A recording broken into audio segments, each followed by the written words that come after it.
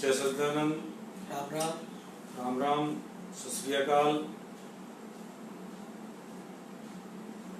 आज फिर हम अपनी अमृतवाणी सेवा ट्रस्ट की तरफ से अनंत सिंह आपको सुनाएगा गुरु महाराज जी के प्रवचन और साथ में अमृत वचन सत्संग। तो आप सभी लोग जो हैं वो आ जाइएगा जल्दी से।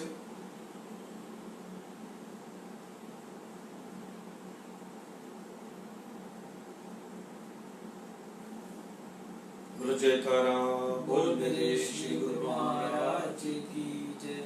गुरु ब्रह्मा गुरु विष्णु गुरु साक्षात परमेश्वरा गुरु पारब्रह्म स्वामी गुरुदेव महेश्वरा तमेव माता पिता तमेव बंधु सखा तमेव विद्या चतुर्थ तमेव देव वंदो चरण सरोज बुद्ध मंगल आकार जैसे होते हैं और सागर से पार गुरु जी के सिमरन मात्र से नाशत विघ्न तासे सब परम में ध्यावत है सब संत आप प्रकटे जग में जीव का निस्तार ले शब्द नाव बनाए सुंदर जीव का अवतार में नम्रता दीनता से सद्गुरु लीजिए। मैं हूँ शरणागत तुम्हारो दास कीजिए।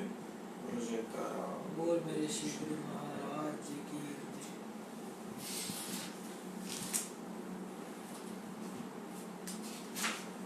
अमृत वचन।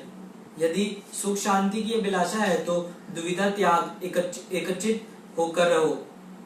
श्रद्धावान ही भगवान को पा सकता है, श्रद्धाहीन साकार भगवान से भी कुछ नहीं पा सकता।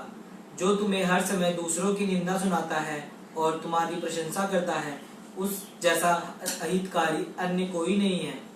पूर्ण सतगुरु के सभी कार्य व रचना सत्य है और मन की दौड़ असत्य है। तुम अधिकार प्राप्त करने के पीछे मत पड़ो। जब तुम योग्य बन जाओगे तो प्रत्येक अधिकार तुम्हारे पास स्वतः दौड़ता आएगा। इसलिए तुम स्वयं को योग्य बनाने का प्रयत्न करो। यदि कम मूल्य देने से बहुमूल्य वस्तु प्राप्त हो जाए तो यह लाभप्रद सौदा हुआ। झूठी काया माया के बदले सच्चा नाम प्राप्त हो जाए तो उसे सौदे में विलंब करना नादानी है। आशा रखना ही आशा पूर्ण होने में बाधा है और आशा त्यागना ही उसके पूर्ण होने का एकमात्र साधन है। जीव दुख नहीं चाहता परंतु दुखदायी पदार्थों को त्यागता भी नहीं। उसे ऐसे ज्ञानी समझो जो जेब में अंगारे भी डालता है और कपड़े भी जलने से बचाना चाहता है। जिसने अपनी मन व बुद्धि को नाम के निर्मल जल से धोकर स्वच्छ नहीं किया, उससे शुभ कर्म होंगे ही नहीं। तुम कपड़ा बनकर गुरु रूपी धोबी के हाथ में जाओ, वे तुम्हें स्वच्छ करने के लिए हर संभव प्रयत्न करेंगे। यदि तुम इस संसार रूपी संग्राम स्थल में सुखी व सुरक्षित रहना चाहते हो तो अपने अंदर की बागडोर सद्गुरु को सौंप दो। बोलो जयकारा बोल मेरे श्री गुरु महाराज जी की जय। श्री परमहंस अद्वैत मत श्री तृतीय पातशाही जी महाराज। प्रवचन 9।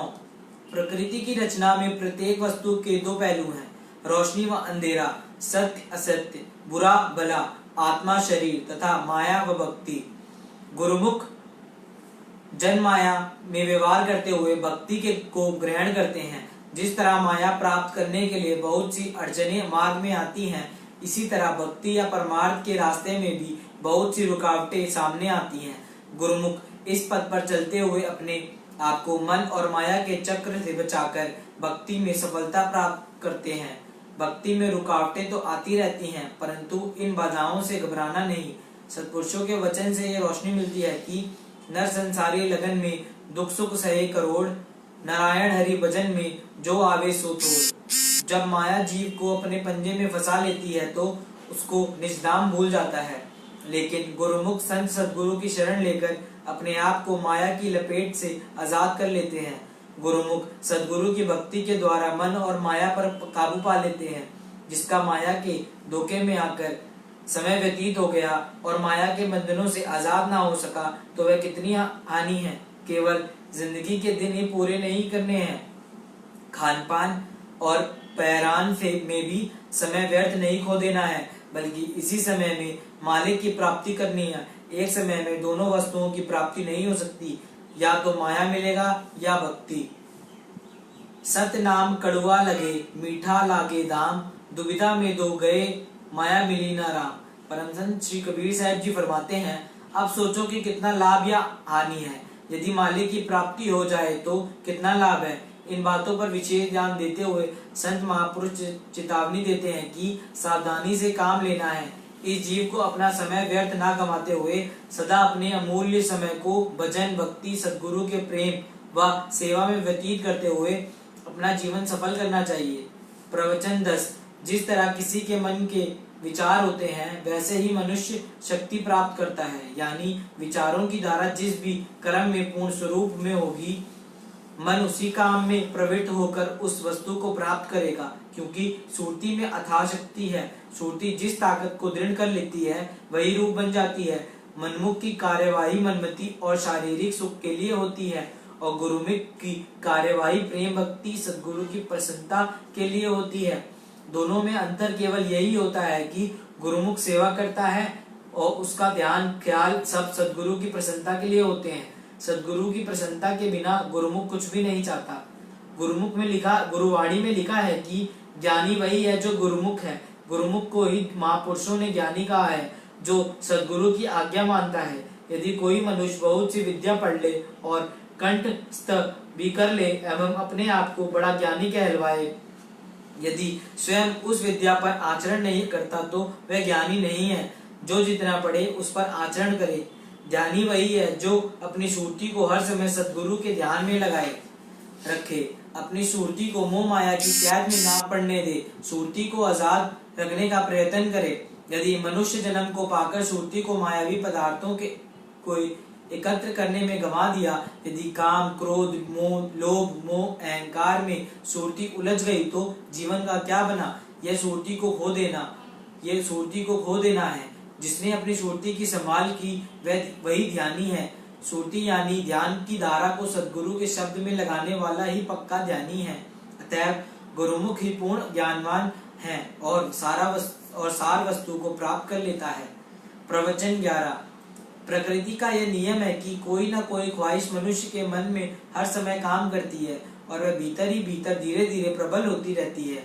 प्रत्यक्ष में चाहे ऐसा प्रतीत ना हो, किंतु जिस प्रकार की लगन या कामना जिसके अंदर में डेरा डाले हैं वह मनुष्य स्वयं धीरे धीरे उसी का रूप बनता जाएगा।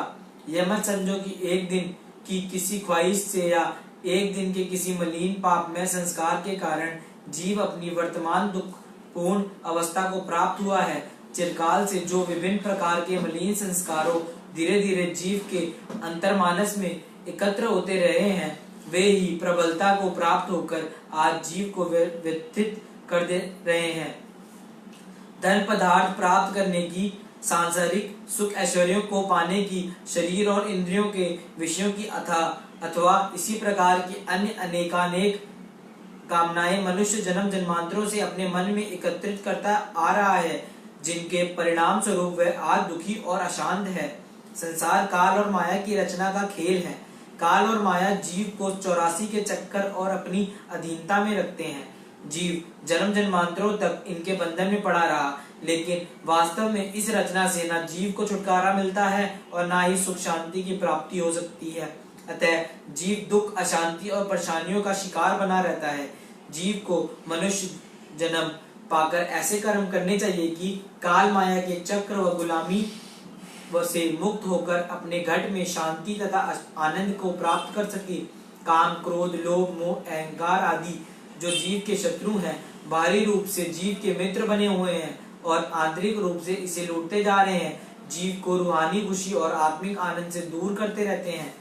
अपने अज्ञानवश को ही जीव इनको मित्र मान बैठा है। सद्गुरु इस भ्रम व भूल को सत्य मार्ग दर्शाकर दूर करते हैं, क्योंकि सद्गुरु ही जीव के सच्चे मित्र हैं। इसलिए जीव को भी सद्गुरु की आज्ञा व मौज में चलकर इन रूहानी शत्रुओं से बचने का प्रयत्न करना चाहिए। सद्गुरु की आज्ञा अनुसार भजन अभ्यास में सुरती को लगाकर अपने अंदर भक्ति भाव के संस्कारों को एकत्र करना चाहिए।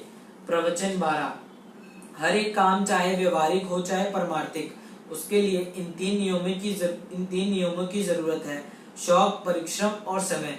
यदि इनमें से एक की भी कमी हो तो मनुष्य सफल नहीं हो सकता। यदि कुछ समय के लिए कुछ आशा भी हो जाए तो उसे पूरी सफलता नहीं प्राप्त हो सकती और ना ही कोई अच्छा परिणाम निकलता है। जैसे एक विद्यार्थी स्कूल जाता है, वह पढ़ने तो रोज जाता है, परंतु उसके दिल में रुचि नहीं तो वह सफल नहीं हो सकता।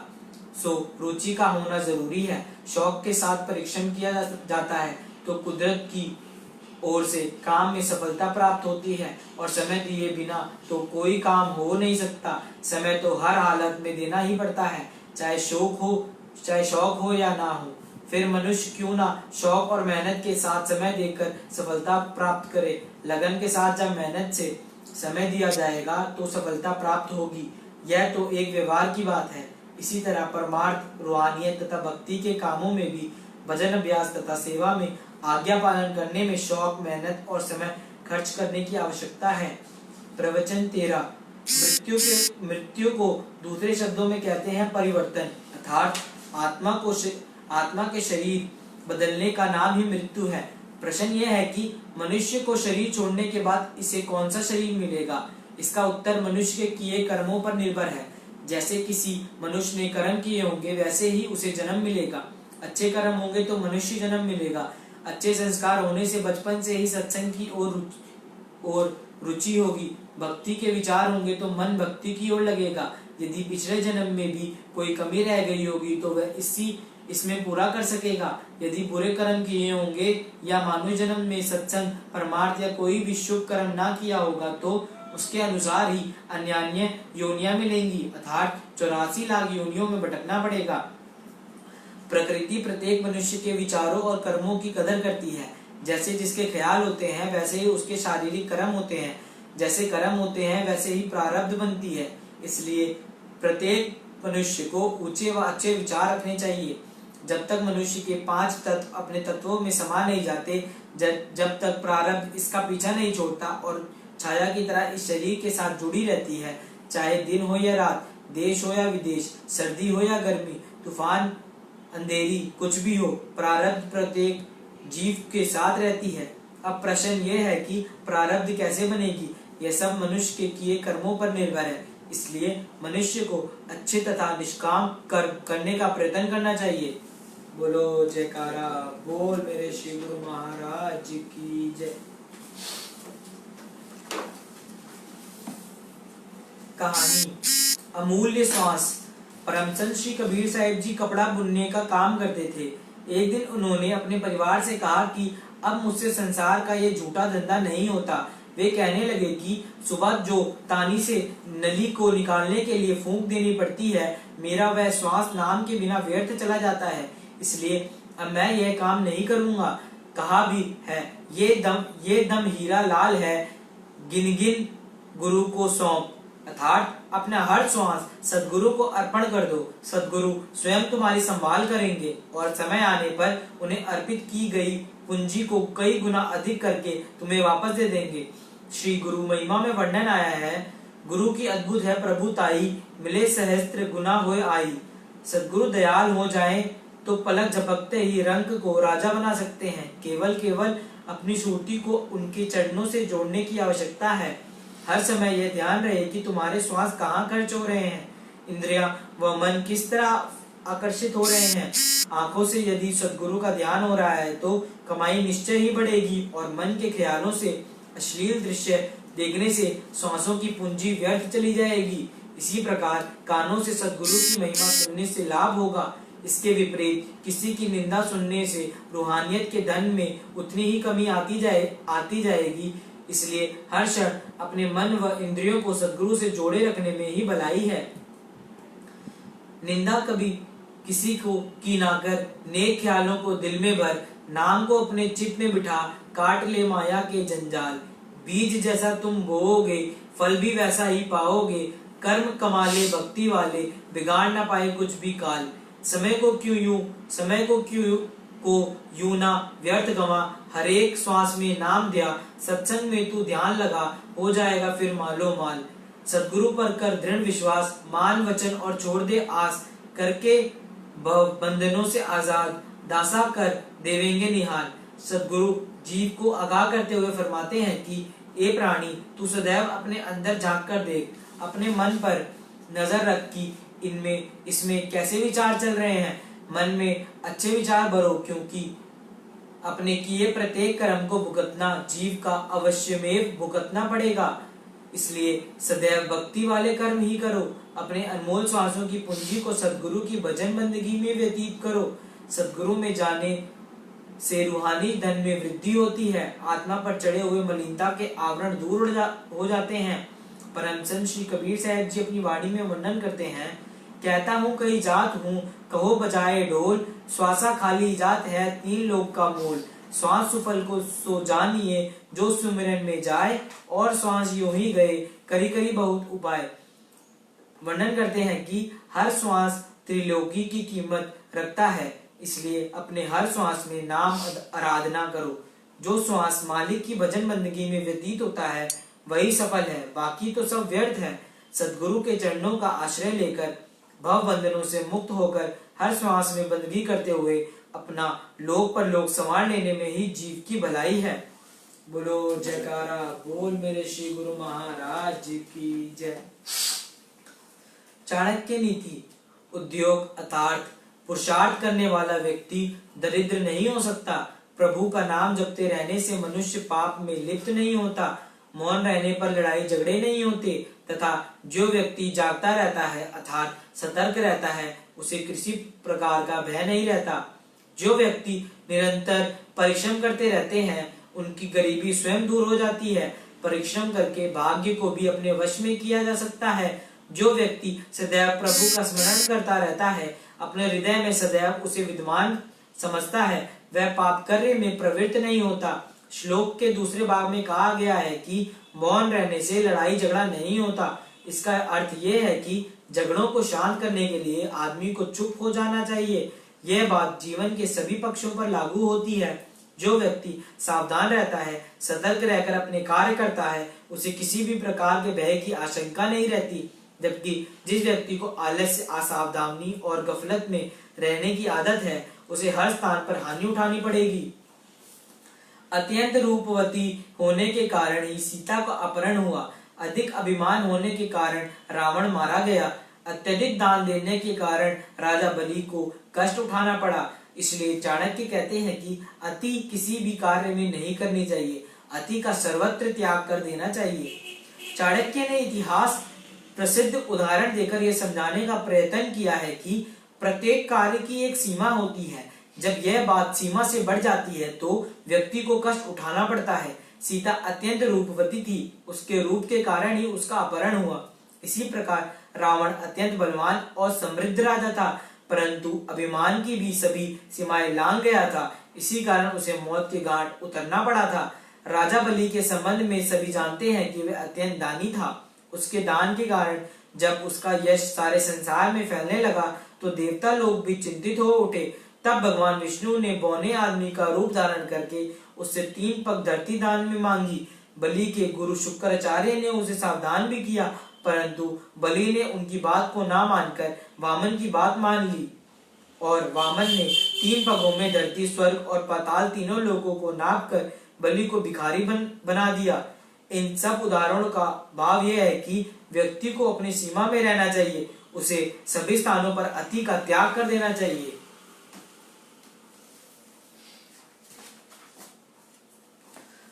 स्वास्थ्य। मोटापा घटाना। 125 ग्राम पानी उबालकर ठंडा करें। जब गुनगुना रह जाए तो उसमें 15 ग्राम नींबू का रस, आधा उत्तम कागजी नींबू निचोड़कर और 15 ग्राम 2 चम्मच शहद मिलाकर शरबत के समान गड्ढ-मड्ढ करके पीने से मोटापा दूर होता है। शरीर में चाहे कैसी भी चर्बी बढ़ गई हो, घटकर शरीर सुडौल बन जाता है। पेट के रोग दूर होकर जठरग्नि तेज बनी रहती है। प्रातः खाली पेट निरंतर 1-2 मास लें। सहायक उपचार। मोटापा घटाने में सहायक योगासन और कसरत क्रियाएं नित्य प्रातः करें तो लाभ द्रुत गति से होता है। योगासनों में उत्तान पादासन, पश्चिमोत्तानासन, भुजंगासन, धनुरासन, त्रिकोणासन, नौली क्रिया मोटापा कम करने में अत्यंत प्रभावशाली है। इसके विशेष हैं। पहला विशेष है भोजन हल्का और दिन में एक बार करें। चौकर की रोटी खाना लाभप्रद है। हरी सब्जियों का विशेष रूप से सेवन करें। सायंकाल केवल फल लें। भोजन के साथ जल ना लें। भोजन के 1 घंटे पश्चात थोड़ा जल पिए। चाय कॉफी चर्बी बढ़ाने वाले और मीठे पदार्थों का सेवन यथासंभव कम कर दें। दूसरा विशेष है जहाँ शहद के साथ नींबू पानी के सेवन से मोटापा घटता है वहां केवल नींबू पानी के सेवन से मोटापा बढ़ता है। इसके विकल्प हैं बिना पैसे प्रभावशाली इलाज। दोनों समय भोजन के तुरंत बाद 1 कप उबलता हुआ गर्म पानी लें और जितना गर्म पिया जा सके चाय की भांति छोटे छोटे घूंट अथवा चम्मच की सहायता से धीरे धीरे पी लें। चाहे तो एकांत घूंट ठंडा पानी भोजन के बीच में ले सकते हैं।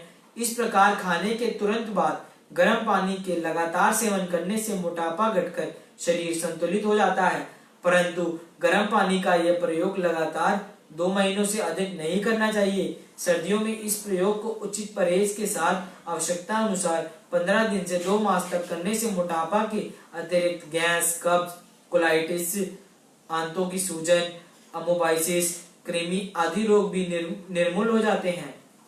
इसके विशेष है। पहला विशेष है इससे प्रसव के पश्चात बढ़ा हुआ पेट ठीक होकर सुगठित हो जाता है। दूसरा विशेष है मोटे रोगियों, गठिया तथा जोड़ों के दर्द व सूजन के लिए गर्म पानी का सेवन बहुत लाभप्रद है। तीसरा विशेष है इससे मूत्र अधिक मात्रा में आकर शरीर से यूरिक एसिड और विषैल अंश निकल जाते हैं। चौथा विशेष है अधिक गैस पैदा होना बंद होता है, अजीर्ण और पेट फूलना बंद होता है। पांचवा विशेष है कब्ज नहीं रहती, पाखना खुलकर आता है, पखाना खुलकर आता है, मल आंतों में नहीं सड़ता। छठा है पेट में कीड़ों की उत्पत्ति नहीं होती। सातवां है आमाशय और आंतों की कमजोरी, पेट फूलना, आमाशय की सूजन, पेचिश आदि बीमारियां नष्ट हो जाती हैं। आठवां है यकृत को शक्ति प्राप्त होती है। नवा है औरतों की मासिक धर्म की अनियमितता दूर होती है। 10वां है आंखों के नीचे काले घेरे और चेहरे का भद्दापन दूर होकर रंग निकलता है, कमर सुंदर बनती है। बोलो जयकारा बोल मेरे श्री गुरु महाराज की जय। तो आज का हमारा अमृतवाणी कार्यक्रम यही समाप्त होता है और आपने ये सुन लिया होगा कि गर्म पानी कितना पावरफुल है। इसको पीने से कितनी तरह के बीमारियां खत्म हो रही हैं। और अभी ये जो कोरोना का मैटर है इसके अंदर भी गर्म पानी का बार बार डॉक्टर कह रहे हैं, बार बार सभी कह रहे हैं, विदेशी डॉक्टर बोल रहे हैं। तो इसी तरह करके जो है ये सारे बोल रहे हैं और गर्म पानी जो है विशेष रूप से पीना चाहिए। आज मैं आपसे अब थोड़ी सी आज के समय की बात कर लें। कल मोदी जी का 8 बजे आपने सभी ने सुना होगा मन की बात प्रोग्राम जो आता है। मोदी जी लाइव होकर सभी देशवासियों को उन्होंने जो बातें बताई बड़ी काबिले तारीफ थी। एकदम शरीर में ऊर्जा पैदा हो गई ये बातें सुनकर उनकी। एक उन्होंने जो हम बहुत टाइम से सोच रहे थे कि ये हमारे लिए नए भारत के लिए एक सही समय है। मेक इन इंडिया का जो प्रोग्राम था, जो मोदी जी आए थे 2014 के अंदर, तो उन्होंने ये मेक इन इंडिया का नारा जो दिया था, हर चीज का एक समय होता है। आज वो मेक इन इंडिया का समय आ गया है। हमें उस पर बहुत विशेष ध्यान देना होगा। हमने पिछले सालों में बहुत पैसा भी कमाया सभी ने। अब जिन्होंने नहीं कमाया, अपने सिस्टम है सभी के, तो पूरा देश अपने सिस्टम से चलता रहा। जैसे भी आया, जिसको भी आया, नंबर 2 में ऐसे वैसे सब चलता रहा। मिसमैनेजमेंट से चलता रहा। जो जब 14 से पहले अंधाधुंध मकानों के रेट बढ़ते रहे, प्रॉपर्टियों के रेट बढ़े, लोगों ने खूब सोना चांदी खरीदा, खूब मर्दों के काम हुए, सब कुछ हुआ। 14 में मोदी जी आए, उन्होंने आते ही नोटबंदी बंद की, उसके बाद सारा कुछ करते हुए फर्जी कंपनियां बंद की, बड़े बड़े ऐसे काम किए जिससे लोगों को, कई बड़े लोगों को, नंबर 2 वालों को तकलीफ हुई। फिर भी लोग नहीं माने, तो आज ये स्थिति आ गई। तो एक रोग आ गया कोरोना। तो जो मोदी जी की प्लानिंग थी कुछ उस तरह से, तो भगवान ने उस प्लानिंग को बिल्कुल दूसरे ढंग से, जो वो चाहते थे, भगवान ने वही का वही लाके शुरू कर दिया। आज वक्त है, सही वक्त है, बिल्कुल परफेक्ट वक्त है मेड इन इंडिया का। आप देख रहे होंगे चारों तरफ अभी जो इन सालों में क्या हुआ पिछले, कि लोग खर्चा ज्यादा कर रहे थे, कमाइयां कम हो रही थी। कैसे? फैक्ट्रियां बंद हो रही थी और उसकी जगह बैंक्वेट हॉल खुलते जा रहे थे। 1-1 करोड़ की शादियां होनी शुरू हो गई थी। इसका मतलब क्या था कि लोगों के पास पैसा है, दिखावे के लिए गाड़ियां खरीदी जा रही थी, स्टेटस सिंबल, हर काम स्टेटस, ब्रांडेड जूते, ब्रांडेड कपड़े, ब्रांडेड सब कुछ। छोटा ब्रांड डालने को कोई तैयार नहीं था। इंडियन जो ब्रांड थे उसको कोई डालने के लिए तैयार नहीं था, चाहे वो क्वालिटी में कितने भी अच्छे हों। मैं खुद इस सारी चीजों के एक्सपेरिमेंट कर चुका हूं। हर ब्रांड को मैंने खरीदा, इंडियन ब्रांड भी खरीदे, दूसरे भी ब्रांड खरीदे। लेकिन क्या है कि हमारे जो इंडियन ब्रांड्स थे वो बहुत अच्छे थे, लेकिन वो एक स्टेटस बना दिया गया कि ये सिर्फ गरीबों के लिए है या मीडियम क्लास लोगों के लिए है। आज वो क्या है, देखा देखी हम लोग सब इस तरह की एक भेड़ों जाल के पीछे सारे चल पड़े थे। आज हमें एक टाइम आया था जब हमारे देश की हालत बहुत खराब थी और नरसिम्हा राव प्रधानमंत्री बने थे और मनमोहन सिंह जी ने मल्टीनेशनल कंपनियों को लाकर और ड्यूटियां घटाकर और इंपोर्ट का काम शुरू किया था। हमें उस समय जो है उन चीजों की बड़ी सख्त जरूरत थी। देश को एक हालत बहुत खराब थी, हमारा सोना सारा गिरवी पड़ा था। उससे पहले हमारे कितने हम सिस्टम से, गलत सिस्टम से होकर निकले थे, लीडरों ने लूट लिया था सारा सिस्टम। नरसिम्हा राव जी आए, मनमोहन सिंह जी वित्त मंत्री बने, उन्होंने सिस्टम को बहुत सुधारा, देश हमारा एकदम ऊंचाइयों पे चला गया। उस टाइम उस समय उन चीजों की बहुत सख्त जरूरत थी, क्योंकि हमारे पास साधन नहीं थे मेड इन इंडिया के। 14 में मोदी जी बोले मेक इन इंडिया, लेकिन तब भी हमारा मनोबल नहीं था, लोगों का मनोबल नहीं था, क्योंकि राजा कमजोर थे हमारे। अब सख्त राजा आए, मौका भी मिला। अब हमारे पास मौका है मेक इन इंडिया का। कैसे? कल मैं एक लिस्ट पढ़ रहा था, रात रात में लोगों ने एक लिस्ट तैयार करके हर सामान की, जो वे व्हाट्सएप पे आई है कि हम मेक इन इंडिया में क्या क्या, किस जगह पे मल्टीनेशनल कंपनियों की जगह की बजाय अपनी इंडियन कंपनी का क्या क्या यूज कर सकते हैं। कोलगेट से लेकर साबुन से लेकर खाने की चीजें तक, हर चीज हम मेक इन इंडिया में। आज हमें ये बैंक्वेट हॉल बंद करके फिर दोबारा इंडस्ट्री जमानी है। हमें अब खर्चना नहीं है, हमें कमाना है। हमें ब्रांडेड कपड़े ना देखकर, आप देखो मैं 10 करोड़ से जाता हूं होलसेल मार्केट में, वहां से बहुत शर्टें खरीद के लाया, स्टाफ के लिए लाया, अपने लिए भी लाया।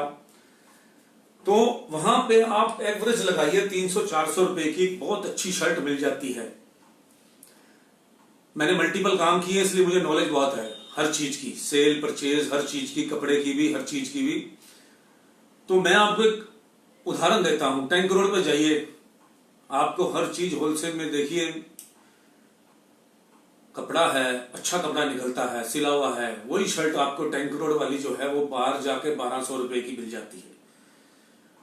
हम लोग क्या करते हैं, मल्टीनेशनल कंपनियों को, ब्रांडेड के ऊपर जाते हैं, कपड़ा उनसे भी हल्का होता है, लेकिन नई ब्रांड पे जाते हैं, यहाँ एक निशान होना चाहिए, सिस्टम होना चाहिए।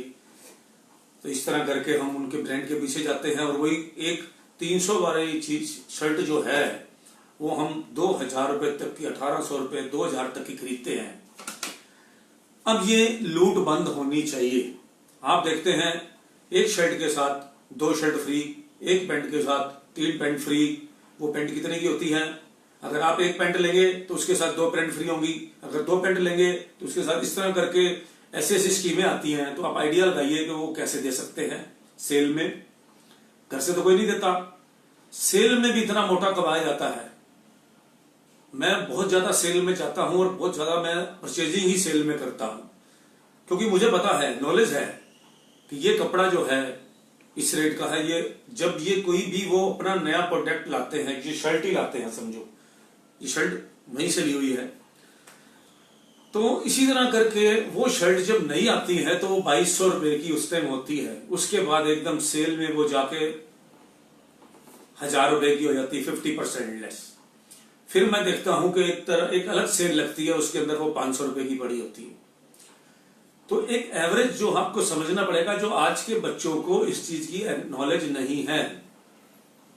मैक्सिमम कपड़ा जो आज आप रेमंड्स का कपड़ा खरीदने जाते हैं, अभी शादी हुई हमारे घर में, हम कपड़े लेने खरीदने गया दहेज के लिए, तो मैंने देखा रेमंड्स का जो है 450 रुपए का पैंट कमीज मिलता है बिना सिले। बड़ा सुंदर कपड़ा होता है, बड़े अच्छे डिजाइन होते हैं, मगर प्रॉब्लम क्या है, आज कपड़े से ज्यादा सिलाई की प्रॉब्लम हो गई है। 500 रुपए एक नॉर्मल दर्जी जो है वो 500 रुपए शर्ट लेता है, बहुत ज्यादा है। और इसी तरह जो है 1500 रुपए की पैंट है, सिलाई मेरे ख्याल या 1200 रुपए की है, बहुत ज्यादा है। तो कपड़ों से ज्यादा सिलाई की रेट हो गए, तो लोग उसको कंपैरिजन देखते हैं। मल्टीनेशनल कंपनियां इसी वजह से ज्यादा दिमाग लगाकर पैसा कमाती हैं। वो इस चीज को देखती हैं कि अगर कोई बाहर से कपड़ा लेकर सिलाता है, 450 रुपए का हमने पेंट कमीज लिया, उसके बाद हमने उसके ऊपर 1500 रुपए एवरेज सिलाई भर दी, तो 2000 रुपए का हमारा वो पेंट कमीज बैठा। तो मल्टीनेशनल कंपनियां भी ऐसे करती हैं, वो 2000 में वो भी पेंट कमीज दे देती हैं, मगर वो कपड़ा नहीं होता। तो लोग सिलाने से ज्यादा उसको ज्यादा पसंद करने लग जाते हैं। तो इसी तरह खाने की चीज बातें, इसी के ऊपर बातें हैं, इसी तरह और चीजें यूज करने की बातें हैं। जूते हैं, जूतों के अंदर खास तौर पर बहुत बड़ा लूप होल है, आप सोच भी नहीं सकते। होलसेल में आप जूते लेने जाएं, आपको पता लग जाएगा 500 रुपए 600 रुपए का एवरेज जूता है, और वो बड़ा अच्छा चलता है। और वही बात है कि 2-2, 3-3 हजार, 5-5, 6-6, 7-7 हजार रुपए के लोग जूते डालते हैं। आज हम इस कहने का मतलब ये है कि आज हमारे पास जिस हिसाब से पैसे की शॉर्टेज हुई है, हमें आप देखिए, हमें जो जिसमें खर्चा कम कर देना चाहिए और ब्रांडेड ना लेकर हमें अपने इंडियंस लोगों को आगे प्रमोट करना चाहिए, अपनी लोकल इंडस्ट्री को प्रमोट करना चाहिए। हमें इंपोर्ट के ऊपर, आज चाइना को झटका देने का सबसे बड़ा समय है कि हमें इंपोर्ट किसी तरीके भी बहुत कम कर देना चाहिए।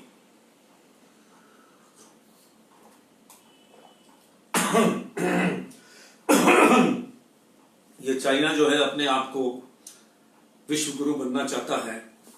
विश्व मतलब कि था ही अभी तक उसी की सारा कुछ चल रहा था, चाइनीज, हर चीज चाइनीज चल रही थी। अब हमें जरूरतें कम करके अपने इंडियन चीजों को दोबारा प्रोडक्शन में लाना चाहिए, बड़ी हिम्मत के साथ। मोदी जी ने इतना बड़ा जो आपको पैकेज दिया सभी के लिए, और ये बिजनेस के लिए दिया है। अभी वो रूल रेगुलेशन आएंगे जिसके हिसाब से हमें वो सारे फॉलो करके हमें, अब हमारा क्या चलता है, जब 2 नंबर लोगों का दिमाग चलेगा कि इस पैसे को कैसे, मोदी जी ने जो दिया है कि इसको पैसे को कैसे चट कर दिया जाए। लोन, जहां तक मेरा ख्याल है कि ये लोन ही बांटा जाएगा या किस और तरीके से तो कोई मदद है नहीं, यही है कि अपने बिजनेस स्टैंड करने के लिए ही पैसे दिए जाएंगे। लेकिन इसमें कुछ लोग ऐसे होंगे, ज्यादातर लोग मोदी जी की बातों को 10%, 20%, 30% लोग लागू करेंगे, 70% लोग जो हैं इसके अंदर नंबर 2 का धंधा ढूंढने की कोशिश करेंगे। तो इसी तरह करके जो है मजाक समझेंगे, तो उस पैसे को हमारे यहां जब भी लोन बढ़ता है, सिस्टम बढ़ता है, तो हम उसका मिसयूज करते हैं। मल्टीनेशनल कंपनियों ने क्रेडिट कार्ड बांटे, ये बात है आज से 10 साल पहले की बात है, शायद 2005 की बात है, तब मैंने भी क्रेडिट कार्ड बनाए थे। हमारे हिंदुस्तान में क्रेडिट कार्ड के कानून की कोई नॉलेज नहीं थी, अनपढ़ लोगों को क्रेडिट कार्ड बांट दिए गए दलालों के थ्रू। और सभी को कर्जाई कर दिया गया। आज उनका जो है आज वो लोन नहीं ले सकते क्योंकि उनका क्रेडिट स्कोर जो है वो खराब हो गया है। और उस टाइम किसी को नॉलेज नहीं थी, इंग्लिश में फॉर्म था, भर दिया जाता था और 1-2 किस्त मिस हो गई तो उसको ब्लैकलिस्ट कर दिया। उसके बाद उसने सेटलमेंट कर दी कि मैं दे नहीं सकता, खा गया हूं, तो सेटलमेंट वाले का वो कर दिया। आज भी वसूली वाले फोन करते हैं, ऐसे मेरे कितने मिलने वाले हैं। और अभी एक आदमी ने एक लड़के को मदद करके कहीं से किसी के साथ पार्टनर बनाकर उसका बिजनेस स्टार्ट कराया, तो बैंक ने 2 लाख रुपया उसका काट लिया। किस लिए कटा? कि उसका वो उस टाइम का क्रेडिट कार्ड का वो लोन था। उस जमाने का एक टाइम फिक्स होना चाहिए क्रेडिट कार्ड के लोन के ऊपर। जो अभी भी लोगों को फोन आते हैं कि आपका बैलेंस है, अभी ये है। अब बेचारे जिन लोगों को उस टाइम नहीं समझ थी, उस टाइम क्रेडिट कार्ड ऐसे रिक्शा वाले लेके घूम रहे थे, 3 व्हीलर वाले क्रेडिट कार्ड लेके घूम रहे थे। हर आदमी के पास क्रेडिट कार्ड था, 25-30 हजार 35 हजार की लिमिट थी और लोग अपना खा खी के परचेज करके या उसको परसेंटेज देकर कैश करवा के अपना खा जाते थे। उसके बाद एक तो ये क्रेडिट कार्ड की बात, ये बहुत बड़ा मैटर है। सरकार इस पर ध्यान दे कि एक घोषणा कर दे, लोग जो डरे हुए हैं, जिनका सिबिल डाउन है, उसको जो है अब वो कैसे ठीक करें, क्योंकि उनको सरकार को चाहिए कि इतने साल के बाद ये पैसे नहीं मांग सकते। अभी भी लोगों के पास पुराने उठा के उनको जो फ्रॉड करके बेचारे डरा के अभी पैसे ले लेते हैं। ऐसे कितने केस हैं। उसके बाद फिर लोन बटा, किसी चीज के लिए लोन बटता है, लोग लोन खा जाते हैं, दलाल उसके अंदर परसेंटेज लेते हैं। काम बंदा अभी मकानों के लिए जो लोन दिया शुरू में मोदी सरकार ने, लोगों के मकान बने, शौचालय के लिए लोन दिया, उसमें भी दलालों ने पैसे खा लिए लोन दिलाने के।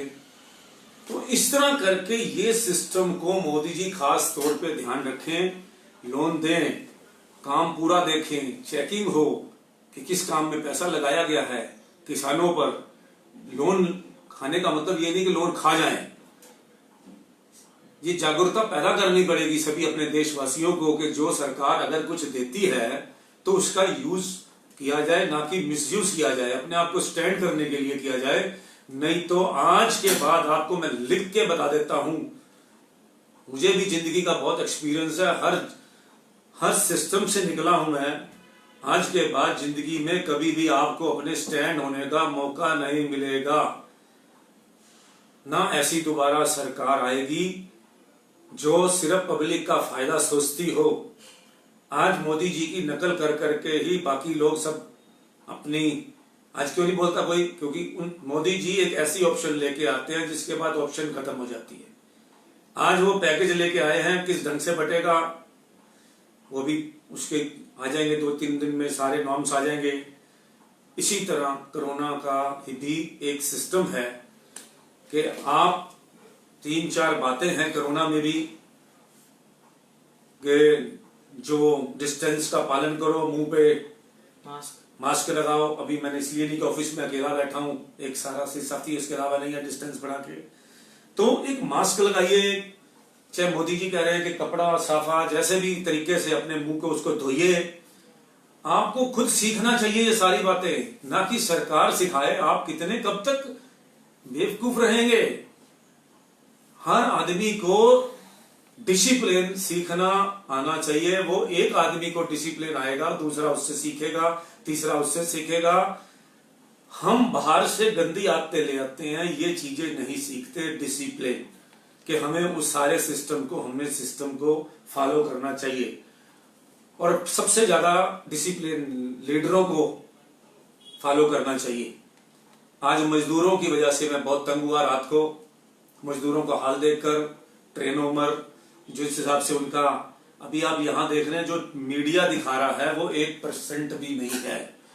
जो हमारे पास मध्य प्रदेश से मैंने बहुत सारी फोटोज मांगी हैं जो मेरे पास आई हैं, आप सोच नहीं सकते कितनी बुरी हालत ये मजदूरों की हुई है। घर जाने की मिस प्लान है, ना कि स्टेट गवर्नमेंट वहां की देख रही है।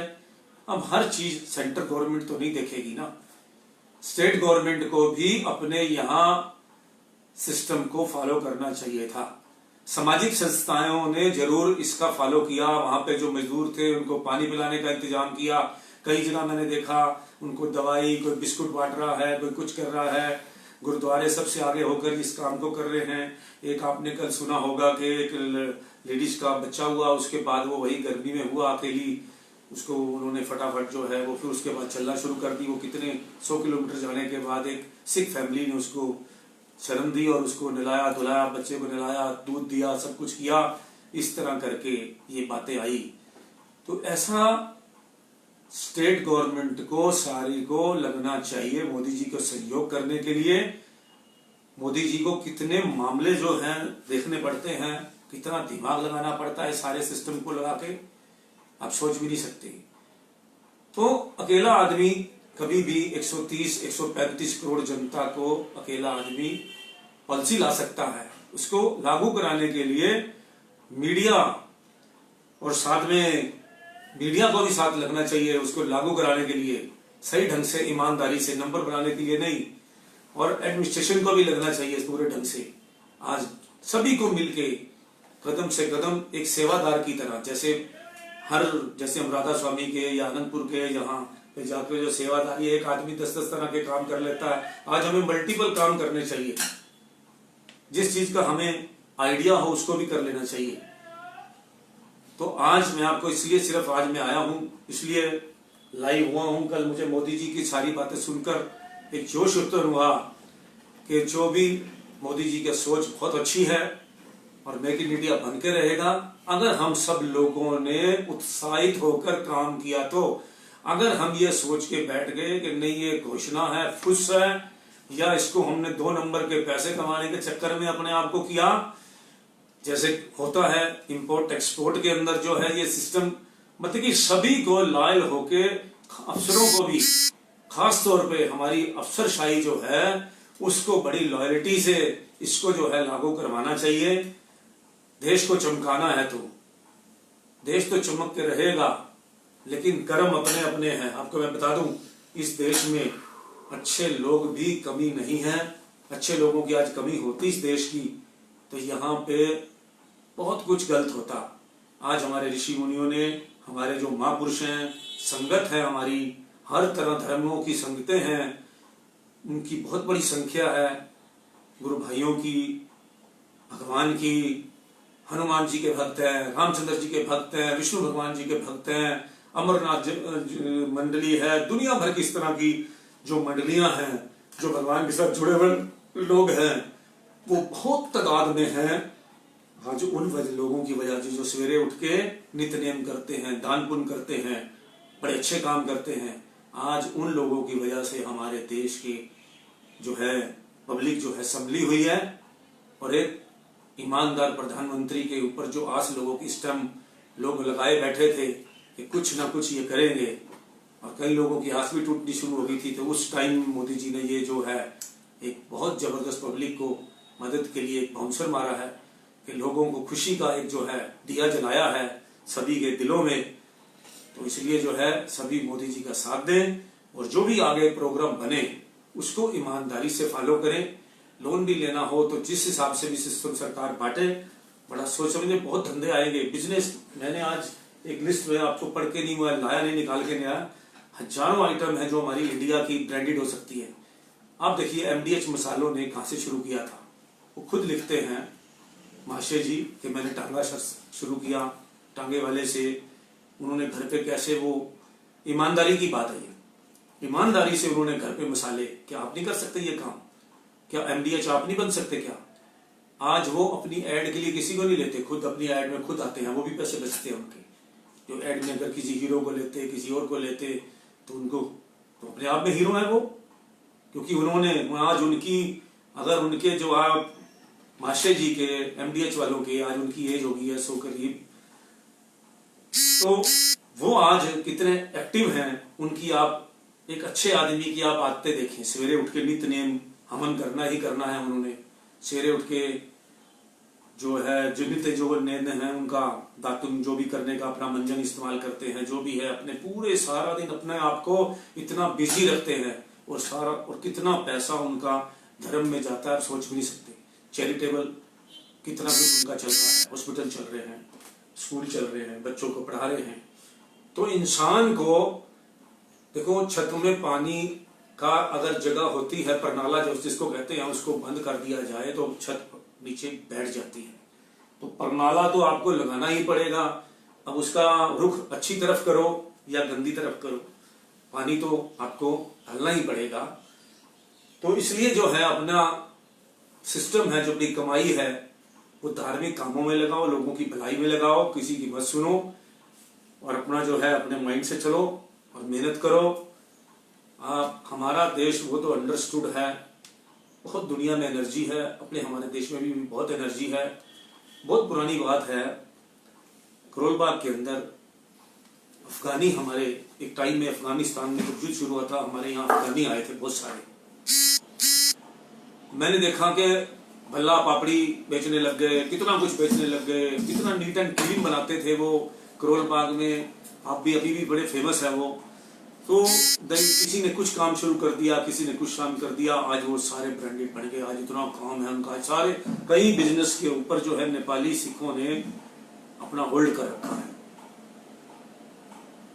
तो इस जो नेपाली ने, ये जो अपना अफगानी सिखों ने, जो अफगान से आए थे, तो मेहनत करने से दुनिया में सब कुछ बदला जा सकता है।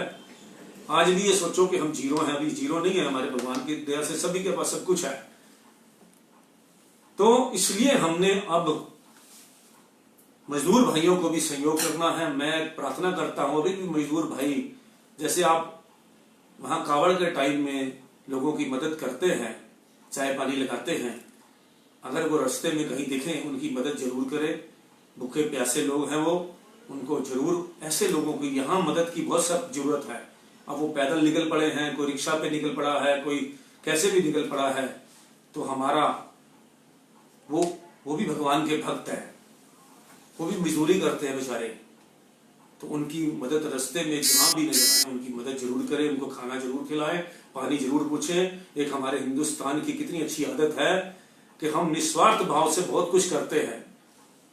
अभी हमारे पास कितने ग्रुप हैं, आप फॉरेन में जाइए, कोई किसी ग्रुप वाले को, ग्रुप जो है बिना मतलब के कोई फॉरवर्ड नहीं करेगा, कितना भी इंपॉर्टेंट मैसेज होगा। इंडिया के अंदर मैंने देखा जी, ये कोरोना को बचने की दवाई है, फटाफट फॉरवर्ड कर दी। देखा ये धार्मिक मैगजीन है, लोग इससे तंग हो जाते हैं, फटाफट आपको भेज देते हैं। हमारे अंदर अभी कितनी भावना है दूसरों की मदद करने की, इससे हमें पता लगता है कि हम लोग कितने कोऑपरेटिव हैं। एक अच्छा मैसेज आता है, हम उसको फटाफट सारे ग्रुपों में डाल देते हैं कि दूसरा भी पढ़ ले, चाहे उस पे हम, लेकिन हमारे दिमाग में तो बैठ जाता है ना वो बात, एक अच्छे मैसेज को भी। तो इसी तरह हमारे देश के लोगों के अंदर अभी बहुत ये भावना है दूसरे की मदद करने की। उस भावना को बनाए रखें और हमें सभी की, हम भी करते हैं, आप भी कीजिए लगातार। जब तक हम जो है हमारा देश जो है लोग ना बोले, जब तक आवाज ना आए, जब तक एक घंटे की आवाज ना बजे पूरे वर्ल्ड में से कि हिंदुस्तान ने चाइना को हरा दिया है, ये आवाज आनी चाहिए।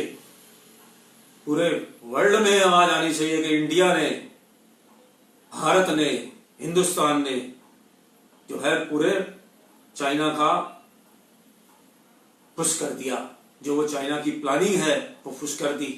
बने रहने तो उसके समान उसके वहां, हम अपने समानों के साथ जीना सीख लें बहुत जल्दी, क्योंकि अब हमारे दिमाग, हमारी बहुत दुनिया, सारे वर्ल्ड घूमकर इंडिया में आई हुई है। बड़े दिमाग हैं, उनको यहाँ पे सरकार को भी चाहिए, स्टेट गवर्नमेंट को भी चाहिए कि उनको यहाँ पे जगह दे।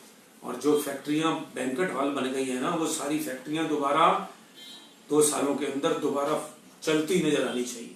धन्यवाद। जय श्री राम।